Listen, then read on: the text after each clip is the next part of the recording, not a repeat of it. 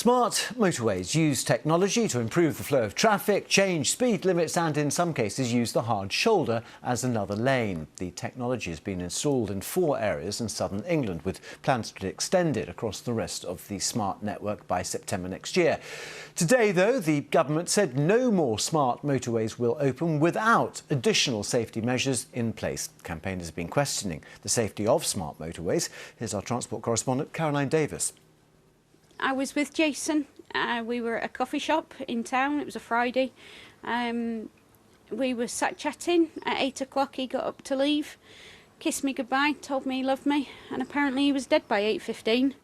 Claire Mercer's husband Jason died on his drive to work in June 2019, hit by a lorry on a smart motorway with no hard shoulder. Since then, she's campaigned against them. Common sense tells you a smart motorway with no hard shoulder cannot be safer.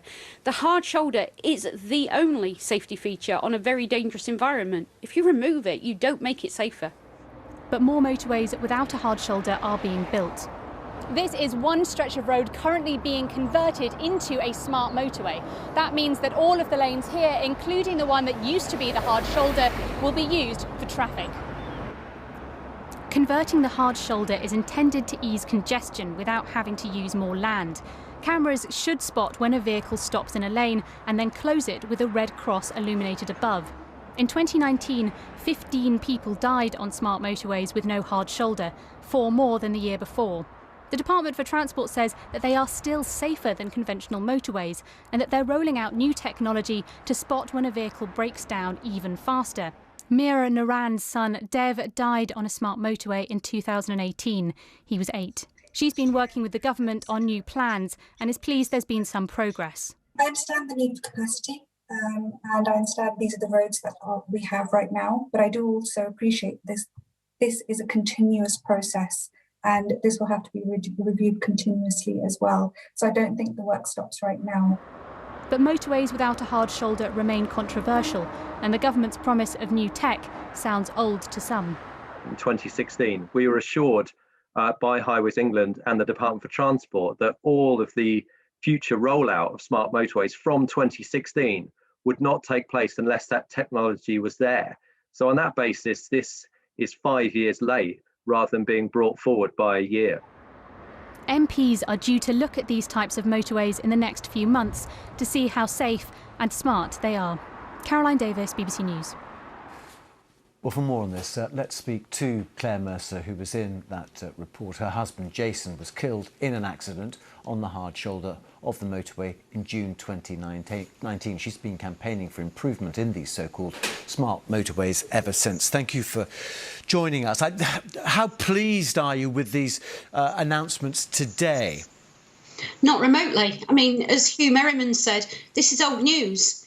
99% of what was announced today was used in the stocktake review last year, but even then it wasn't new. It was promised under pressure by Jim O'Sullivan in front of parliamentary select committees, the year before and in 2016. So these are just the same old promises. They keep presenting these as new measures. Look what we're going to do. Look what we're going to do. And they think we're stupid. They think we'll forget after a few years. And they can just present them again. And it's just a waste of everyone's time and money and effort, because people are dying in the meantime. Just in this area, 3 people have died on the M1, all lanes running, in the last month and a bit.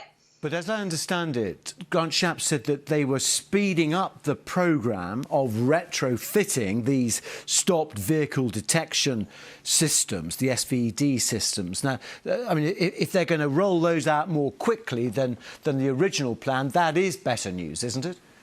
It's a minor improvement, but we shouldn't have these roads to start with.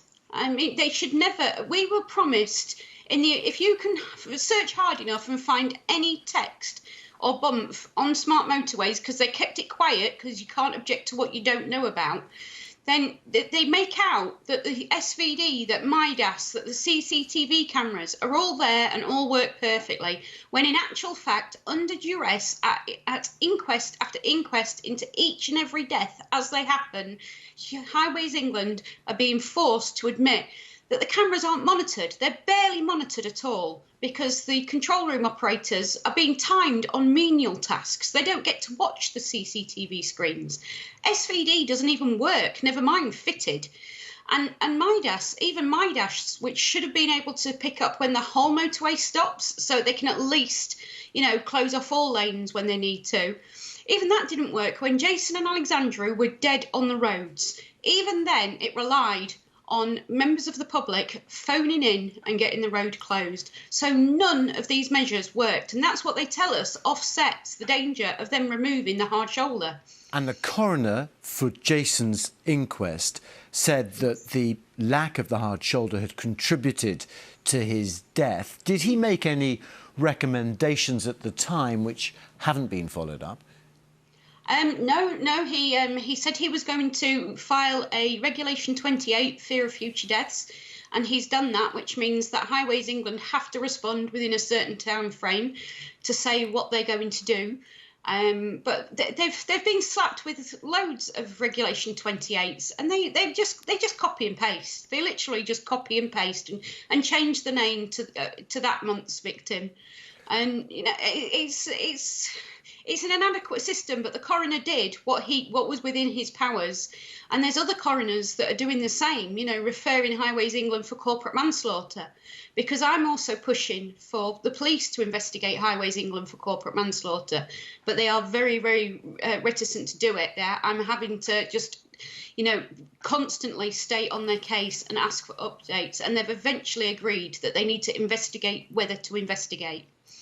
Just on the safety of smart motorways, because Grant Shapps was suggesting that casualty figures would suggest that smart motorways may overall be safer than normal motorways. Do you accept that? No, because it's totally disingenuous.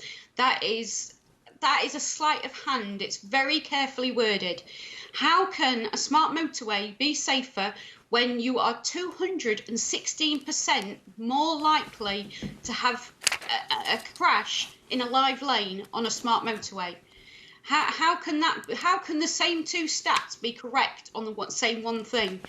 It's all just sleight of hand and smoke and mirrors. They use the figures for incidents in a hard shoulder to offset it. There isn't a hard shoulder on a smart motorway, so you shouldn't be using that figure. It's all very, very carefully fudged. And it's done that to try and make it look like we're hysterical, grieving relatives that are not correct, and there's no basis to what we're saying. But an independent report said you are 216% more likely to have an incident in a live lane. OK, well, look, Claire Mercer, your husband, Jason, killed in an accident on the hard shoulder of a motorway in June 2019. Thank you very much indeed for joining us on BBC News.